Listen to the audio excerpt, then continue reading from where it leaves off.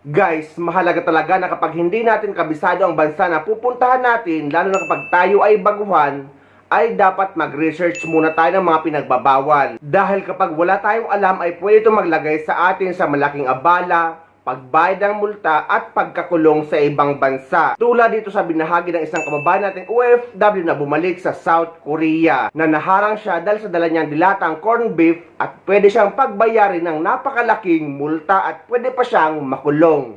So guys, good morning. So nakalabas na kami ng terminal. Terminal 2, sa labas na kami. Incheon Airport. So basic experience ko na naman to. No, natrap yung ano ko. Natrace tong luggage ko. Na may laman na pogi, karne. So kinakabahan ako, nakalagay dun sa dun sa may memo nila doon. May multa. 10 million won, Korean won, putik na yan, nasa magkano yun? 400,000 pesos. Pag nakitaan ng karne sa bag. And may nagsasabi sa akin na nakakalusot daw yung ganung ewan ko, basta putik na yan, ewan ko ba tao naglagay ng corned beef din sa sa may luggage ko. Ayun, putik niyan na napadlakan tong kanina, tunog ng tunog. Namalas pa nga naman. So ayun, buti may kasama ako, sinamahan ako ni Ruiz. Sinamahan ako hanggang dun sa may na custom inspection. Ayun, may warning na ako guys. Putik na yan. Ba't pa kasi ako nagdala ng corned beef? Akala ko makakalusot. Tapos yung may dala pa ako dito sa may bagpak ko pinapong ko na lang kanina sa basurahan. Pero di yung nandito sa may luggage, akala ko hindi malilitik pala. Aray ko. Buti may warning na lang ako, tapos susunod na daw. Yun, doon na may multa.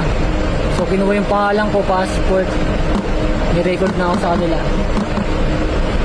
Tsaka buti hindi nagpadala sa akin yung kasama ko ng chicharon na baboy. Ako, bawal din pala yun kasi may nakita rin ako din chicharon, baka tinatapon nila. Tatamihan sana ako. Buti na lang, ang dala akong corned beef, dadalawa lang. Kaya siguro pinagbigyan ako. Warning lang. Siguro kung marami yun, naku po, baka nakahold ako ngayon. Hindi pa rin ako sa loob ng costume. Thank you pa rin ako kasi yun, nakalisot. Winarkingan lang ako ng costume na susunod, hindi na daw pwede ako makapan ng pogi, mga karne, baboy, sokogi, beef. Ayun. So ayun guys, grabe yung experience na naman. Hinatay ko na yung kasama ko na BOC, smoking area. Meron yung smoking area dito, kulog. Yun lang guys. Buti at hindi naman siya pinagbayad ng multa, kaya maging reminder ito sa lahat ng mga OFW na pupunta sa ibang bansa na dapat mag-research muna tayo. Ganito din ang naging karanasan ng isang kababayan natin Pinay OFW sa bansang Japan naman na naharang din dahil sa corned beef. Pero sa Japan ay allowed naman na magdala ng corned beef, pero dadaan muna ito sa screening at verification. May isang kababayan tayong OFW na kakabalik lang sa bansang Japan at binahagi niya ang kanyang experience sa Japan Airport dahil hinarang daw siya ng taga-customs dahil nga merong naamoy ang aso sa kanyang bagahe. At nang buksan ito ng taga-customs ay nakita nga sa loob ng kanyang maleta ang mga reno at corned beef na dala-dala niya. Sobra daw siyang kinabahan dahil nga napakarami at mahal daw ang corned beef na mga dala niya at iba pang mga dilata. Pero ayon naman sa kanya ay wala naman siyang nilabag na bawal, lalo na sa mga canned goods dahil bago niya daw ito dinala ay nag-research siya ng mga bawal at ng mga hindi bawal. Ang bawal lang daw na karne na dalhin ay mga fresh or mga lutong pagkain kagaya ng adobo, chicken joy galing sa Jollibee at iba pa. Basta daw mga lutong pagkain ay bawal na bawal, pero mga canned goods kagaya ng corned beef ay okay naman at nilinaw niya ito sa kanyang comment na hindi naman daw kinuha ang corned beef na daladala niya. Dahil maraming mga kababayan nating OFW din ang nag-comment sa kanyang video na sinabihan pa siyang tanga-tanga at bobo dahil hindi daw siya nag-research. Pero guys, nilinaw niya na nag-research siya at wala siyang nilabag na rules. Nasa Japan na ako, pero grabe yung nangyari sa akin, be. Roller coaster yung pakiramdam ko. Dalawa kasi yung maleta ko, guys. Ayan o, dalawa. Tapos, syempre nagmamadali ako kanina. So, kinuha ko agad yung maleta ko. Ganyan-ganyan. Tapos may lumapit na aso, bigel. Inaamoy-amoy yung maleta ko. Tapos sabi nung hapon, pwede bang buksan namin yung maleta mo? Ganyan-ganyan. So, ako kinakabahan na, hala. Ano ba? Tapos tinanong kung may dala-dala ka bang mga ganito, prutas, gulay, meat, ganyan-ganyan. Sabi ko wala. Tapos ako wala naman talaga akong dala. So ang ginawa nila, binuksan nila yung maleta ko, be. Dalawa yan. Tapos nakita nila puro corn beef. Puro delata kasi yung dala-dala ko, be. Bilis ko magsalita. Ang kinuha lang nila corn beef tapos reno. Yung sardinas, tuna, hindi nila kinuha. Eh yung corn beef ko, be, iba-ibang corn beef yon, like may mga Delimundo. Basta binili ko kasi yung lahat ng corn beef sa Pilipinas, mga 10 yun. Kasi namimiss ko nga ang corn beef sa Pilipinas. At kinabahan ako, sabi ko hala, baka bawal to. Tapos bukod sa magbabayad ako ng hindi ko alam kung magkano, yung corn beef ko, sayang, 10 yun, be. Mahal-mahal. Tapos yung reno ko, 7.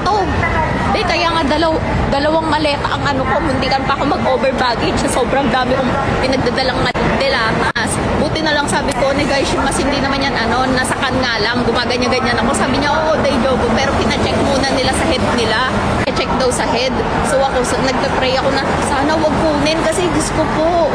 Kaya ako umuwi ng Pilipinas, mga be, dahil sa corn beef para makabili ako, tapos mako-confiscate lang. Buti na lang hindi. Pahamak yung aso. Wala naman siya nakita. Diyos ko, kinabahan ako. Ewan ko ba?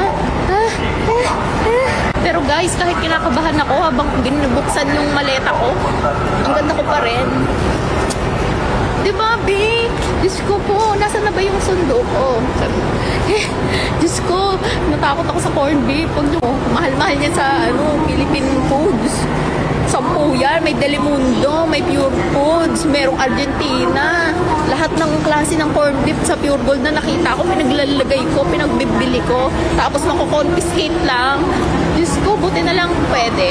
May isang kababae din tayong OFW na bumalik sa bansang Japan na nagbahagi din ng tips sa pagdadala ng bagahe na may mga lamang dilata at iba pa mga pagkain. At makikita sa kanyang maleta na meron ding corned beef. Para sa mga first time pa lang na pupunta dito sa Japan bilang OFW, ay bibigyan ko nga kayo ng tips para sa mga bagay or product na bawal or hindi pwedeng ilagay sa maleta na pang check-in baggage. At based on my experience bilang 5 years ng OFW dito sa Japan, ay bibigyan ko rin kayo ng suggestion ng mga bagay na kailangan at hindi nyo na kailangan pandalin dahil magiging pampasikip lang sa maleta nyo. Unang-una sa lahat, syempre ang mga gamot. Totoo namang mas okay, madaling bumili at marami kang mabibilan na gamot dito sa Japan. Pero syempre, usapang first time nga to. Katulad ko, hindi na nakakabumili ng paracetamol, ibuprofen, painkiller, or yung mga panghaplas-haplas para sa sakit ng katawan. Dahil kaya ko na nga bumili dito nun, pero kung first time mo pa nga lang, ay magdala ka nun. Sumunod naman ay pagkain. Marami ka namang mabibila ng mga Filipino products sa Japan, pero syempre, dahil import na nga yun, ay doble at kung minsan ay triple pa yung presyo ng mga ito. At opo, pwede ka magdala ng ganitong kalaking ketchup, bagoong at liquid seasoning dito sa Japan. Yung iba nga gumagawa pa ng ginamos tapos nilalagay sa tumbler para lang makapagdala niyan sa Japan. Basta siguraduhin mo lang na nakatape, walang singaw at hindi maglilik. Basta lahat ng nakita nyo dyan ng mga condiments ay yan talaga yung mga ginagamit ko. Kaya naman nagdala ako ng mga ganyan pabalik dito sa Japan, katulad na lang nitong dahon ng laurel. Meron namang dahon ng laurel sa Japan pero ibang-iba talaga guys. Hindi ito yung tuyo at hindi maaroma. Bale isang maleta nga ay puro pagkain lang yung nilagay ko. Na pwede nyo nga din gayahin dahil kapag pupunta nga kayo dito sa Japan bilang trainee, ay magkakaroon pa nga kayo ng 1 month na training bago kayo deploy. Kaya makakatipid talaga kayo kapag may dala kayong mga pagkain. Makakatanggap naman kayo ng 80,000 yen something mula sa employer na magagamit yung pang budget sa loob ng 2 buwan. Isang buwan habang nagte-training at isang buwan habang wala pa kayong sahod. At alam nyo ba yung ginagawa ng iba? Pinapadala nga nila yung kalahati nun. Magkakaiba nga yung experience, pangangailangan at pinagdadaanan ng mga tao. Kaya wag natin sila judge na bakit pinadala yung pera na nakalaan sa pang-budget kahit wala pa naman silang sinasahod or trabaho. Kaya malaking bagay talaga kapag marami kang dalang pagkain katulad ng mga instant food na pwede mong ulamin. Yung iba nga mga kabatch ko dati may dala pang bigas eh. Pero hindi ko din sure kung pwede pa yun ngayon kaya hindi ko na rin sinubukan. At bawal din nga pala yung mga pagkain may buto katulad ng munggo, chicharon, At syempre, bawal din ang Jollibee. Bawal din sa check-in baggage yung mga gadget or yung may mga battery katulad ng power bank. Kaya sa hand carry nyo na nga lang ilagay yon. At sa hand carry naman ay bawal yung mga 100 ml pataas katulad ng pabango at lotion. Anyways, pwede ka din nga palang magdala ng tuyo. At binacuum seal ko nga lang yan, basta wala lang singaw, goods na yan. Pwede ka rin nga palang magdala ng tinapa, basta i-vacuum sealed mo lang. At hindi na nga rin ako nagdala dahil syempre galing na nga akong Pinas. So guys, maging paalala ito sa lahat dahil online na tayong lahat. Lahat ng impormasyon ay pwede nyo ma-research online